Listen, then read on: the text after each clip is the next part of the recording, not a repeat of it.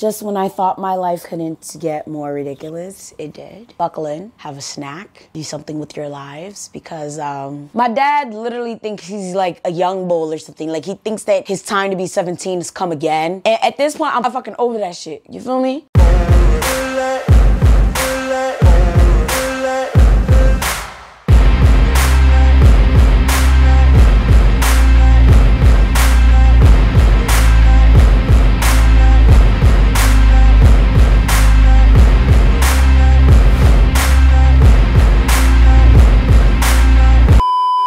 What's good, y'all? What's poppin'? Welcome to the third channel. If you guys are not aware, I do have 3 separate channels. My main channel is where I do social commentary on Black issues, and my Haitian channel is where I do Haitian voodoo, politics, and folklore. Make sure you guys go check them out. Everything you need is going to be linked down below. Please join the Patreon. That's where you guys get exclusive uploads. So today's video, we're gonna continue it off of yesterday's or last upload, whenever the fuck y'all saw it. The last upload regarding how, you know, my mom was about to poke Ricardo and then all of that extra shit he was saying to my mom while my dad wasn't there. Well, now my dad really isn't here. You know why? Because my dad decided to go to Haiti. If you guys watch my Haitian channel, you would know Haiti's in disarray, okay? Haiti don't got a president. Haiti is riddled with kidnappers and vandals and all types of crazy shit. And it's to the point where there is a Biden parole program that is literally accepting Haitians with minimum requirement. However, it has been put on pause. I know you guys are probably thinking like, yo, what happened to that series with your family? Like, what's going on? It's literally on pause. Like, nobody's been getting accepted. As far as I'm concerned, comment down below if you know anybody that's been accepted like in the past 3 to 5 months, because I haven't heard anybody coming lately. It was like they accepted a whole bunch of people and then they stopped. Possibly because a lot of the politicians are very angry with Biden for even doing that program, and now there's a plethora of illegal immigrants coming to the border, and you know, the Republicans are being petty and they are just shipping them off to all the Democratic states, mainly Ohio, New York, things like that. So now they're facing like a lot of different issues. So that's for a whole nother story for another time. So with Haiti being in disarray, you would think that people would be taking minimum trips there. But of course, if you guys follow anything regarding Haitian Instagram, Haitian TikTok, Haitian YouTube, you would know that there's plenty of Haitians going over there, specifically in the Okap region and other regions that are not too heavily, you know, affected by the violence.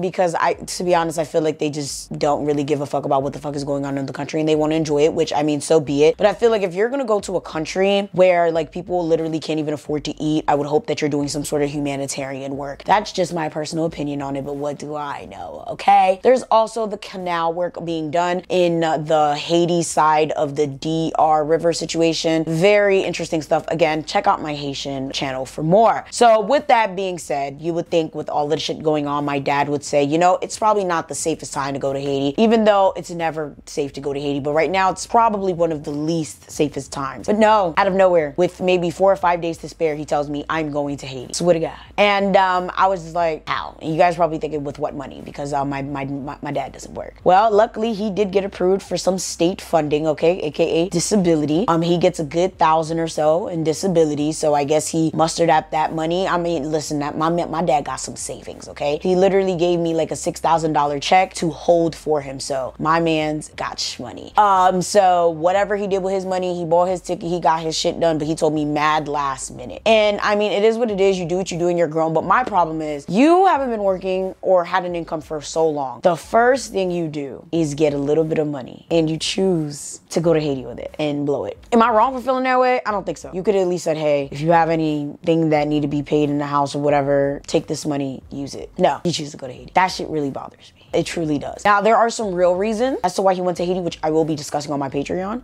But it's like, and I get why he has to go, but at the same time, it's like, you do this all the time. You go to Haiti for months on end, you don't contribute to the household while you're doing this, even before you're doing this, and it's like, it's just like, why am I having to put up any of my money towards a household that I don't live in? It doesn't make any logical sense. That's neither here or there. He decides to go to Haiti also while my mom and my cousin are going through all of this turmoil. So whatever. Day comes for him to go to Haiti, right? And he asks me to get him $3,000 out of the $6,000, no, $4,000 out of the $6,000 that he gave me to deposit. Problem is, I put it in a specific bank account and they weren't letting me take it out for reasons unknown, mainly because I never changed my address. Like that address is literally like an old ass address. If y'all got a federal credit union, y'all already know for security reasons, you got to change it. You got to wait some time, then they'll let you pull the money out. It's like a whole thing. I don't even think I have a debit card for that shit. Like I have to physically go there. The bank is not even up here. It's a whole thing. So I was only able to pull 1,000, gave him that 1,000. And he told me to schedule schedule an Uber for him so I wouldn't like be woken up in my sleep. So the Uber was to be called at 4 a.m. His flight was I think 7. He was going to JFK. It's about a 40-minute ride to JFK from Elizabeth via Staten Island. So I scheduled that Uber, aka Lyft. I think it was a Lyft, right? It was one of those because you can schedule them in advance. Now, mind you, something, I don't know if it was the spirit, something told me to wake my ass up. I woke up at 3 in the morning. I checked, everything was still scheduled. Some reason again, like while I was because I fell asleep on the couch, I moved to my bedroom and like I was still up for a little bit and I checked my phone and it said like the Lyft or the Uber, whatever, was canceled. Kept trying to reschedule it. It would not go back, y'all. Like it was just not going. I'm like, what the fuck? So I'm sitting here trying. By 4:10, finally, shit's on the way. This point, I'm calling my dad. He's not answering. I'm calling my dad. He's not answering. I'm calling my mom. She's not answering. Clearly, it's 4 in the morning, but you should be up. I don't think my mom's gonna be up, but I'm calling everybody. I'm calling Ricardo. I'm calling everybody. I'm like, bro, nigga, like he should at least been outside because the Uber would have been there at 4 o'clock on the dot. Finally answers me while the Uber is sitting there texting me like, hey, I'm outside. I'm like, hey, please wait. My dad's coming down. So comes out finally. He's like, oh, I'm gonna leave my phone with you. So I literally have my dad's phone here. Y'all probably like, why are you staring like that? Why the fuck the Uber driver called me back saying, hey, your dad left something in the house and he's coming back around. He wanted me to call you to tell the people in the house. Now you guys are probably like, well, why didn't he call? He left the phone in the house so I could retrieve it and keep it for him. So I'm sitting here calling my mom a million times. My mom's not answering the phone. I'm like, Jesus fucking Christ, it's 4 o'clock in the morning. So I'm exhausted, mind you. This is the day of the fucking reunion. Okay, this is the day of the fucking reunion. Again, y'all know about the reunion? Go catch up. It's on the Patreon. I'm fucking exhausted. I'm like, bro, pick up the, like, bro. So she finally picks up. She's like, oh, yeah, I see your dad. Like, apparently he left his phone. I mean, he left his phone. I was like, oh, yeah, he's leaving his phone with me. She was like, oh, okay, well, he left his glasses. He left his passport. He left his wallet. I'm like,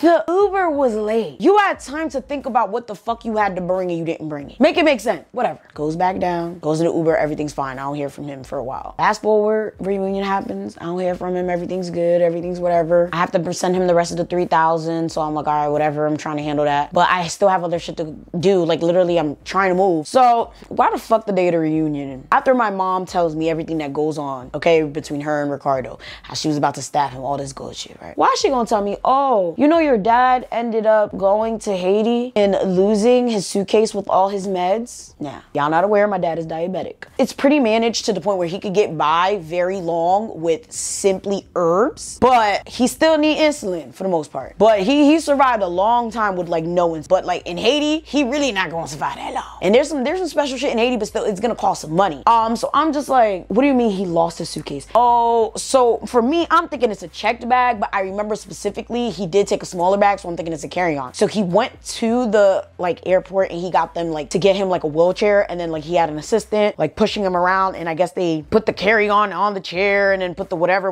So apparently, allegedly, from what they told me, he said that he went on the plane and might have left the carry-on on the plane. I'm thinking it's a carry-on because literally every time I try to look up the flight, there is no bags. And he did have checked bags, but clearly he has the checked bag, so I'm thinking the medication was on the carry-on. So I'm sitting there like, what the fuck do you mean? She's like, yeah, he just doesn't have it. And I'm like, clearly he just shouldn't be on this fucking trip, because first it was the fucking Uber situation. It canceled itself. Then he goes in the Uber, forgets all his shit, gotta go back, gets back in. Now you're telling me that he doesn't have his meds. And she was like, yeah, and apparently he got there late too. He had missed like one of the flights. I think he was on a collecting flight. So I think he had to hop on a different one. So I'm like, nigga, so that's four different occurrences in 24 hours? So I'm just like, I don't know what to tell y'all. So they sitting here bothering me, telling me, oh, you need to call the airport, find out where it is. I'm like, how the fuck am I gonna find out where a carry-on is? It's a carry-on. Again, a carry-on. A carry-on is supposed to be with you. It's supposed to be on the plane with you. You're supposed to put it in your overhead and take it with you when you're leaving. If you don't do that, I'm pretty sure the shit is gone. That shit's probably being sold on eBay to the highest bidder. So I'm trying to understand. The only thing that would make sense is that it would be at like their warehouse, because usually like they have this like warehouse situation where everything be stowed. But I'm just like, nigga, you're never gonna find it because it's like, it's not tagged, it's not tracked. Like usually when you get a checked bag, you know, it's tagged, it's tracked, they tell you where it is. This is a carry-on. So I'm like, I'm not wasting my time with this shit. And mind you, I didn't know. I thought it was a check bag this whole time. It was when he told me the story and my mom told me the story. I'm like, wait, this is a carry-on, nigga? Ain't nobody gonna find that shit. What y'all got me wasting my time for? So apparently he's sitting here buying expensive ass meds and herbs and shit in Haiti, telling me that I need to go to the fridge and do this and get that and put it in the goddamn box and send it via DHL. How do I send it via DHL, you tell me? Girl. He talking about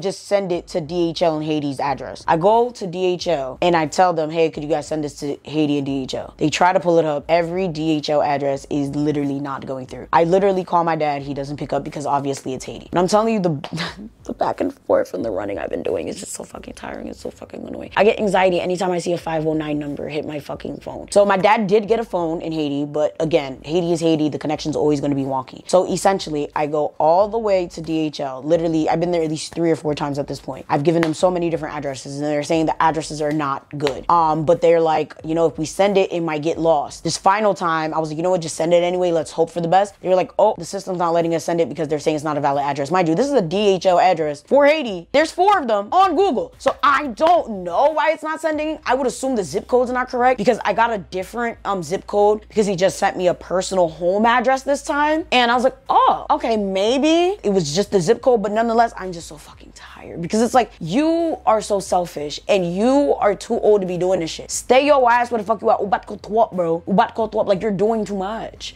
Like, why are we doing all of this? Why do we keep going to Haiti to do all of these things? Listen, again, there is a specific and spiritual and serious reason as to why he's going. And I get that. And I understand that. But this shit don't make no damn sense. Like, inconveniencing the fuck out of people. Like, how do you forget the damn suitcase? So now I'm just like, all right, waiting for something to give because at this point, I'm not about to waste $200. Oh yeah, let me tell you, it's $228 to send something from here to Haiti via DHL. DHL told me maybe I should try USPS because it would have been cheaper. At this point, I don't want it. I'm tired. If you guys can't tell, I'm so fucking tired. I'm so over it. I'm so tired. I'm so like, nigga, like, it is what it is at this point. Because it's like, what do you want me to do? I got shit to do. I have classes. I'm trying to move. I'm tired. I'm stressed. I have no idea how I'm up. I have no idea how I'm functioning. Everything is Yvana do this, Yvana do that. Again, make sure you guys join the Patreon if you want to know exactly why he's in Haiti. It's a lot. Let me know if your parents act like children because I feel like every Haitian parent or foreign parent gets to the point. Shit, I think it's just a parent thing in general. It has nothing to do with where you're from. It gets to a point where like eventually you become the parent. But I feel like I've been the parent my whole fucking life. I've been raising my parents since I was a kid and I'm so fucking tired, bro. Like, it's like, when am I gonna catch a fucking break? Let me know if you guys can relate. I'm just so fucking tired. Make sure you guys like, share, subscribe. Please join my Patreon if you want to support me more. I deeply appreciate it more than anything. I love you guys so very much and see y'all in the next video. Bye.